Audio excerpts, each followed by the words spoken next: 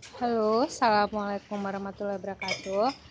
Ketemu lagi di channel saya, Desmawati Kurit Angin. Sekarang kita mau masak gulai ikan asam padeh.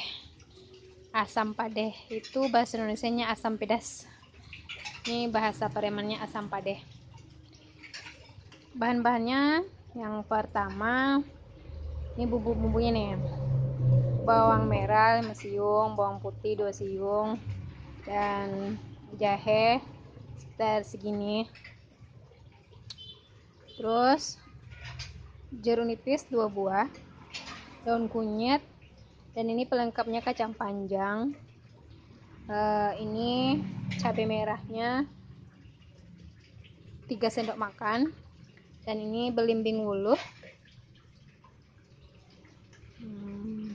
Ini rasanya nyami, asam-asam gimana gitu ya. Dan ini ikannya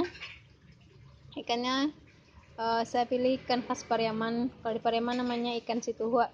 Ada yang bilang ikan layar, ada yang bilang ikan apa lagi ya, pokoknya ikan bandeng, bukan ikan banteng ya. Sekarang kita haluskan ini dulu, langsung kita masak ya.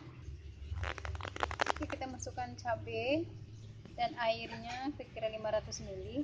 Kita masukkan bumbu yang sudah dihalus tadi. Setelah itu kita hidupkan api sampai mendidih.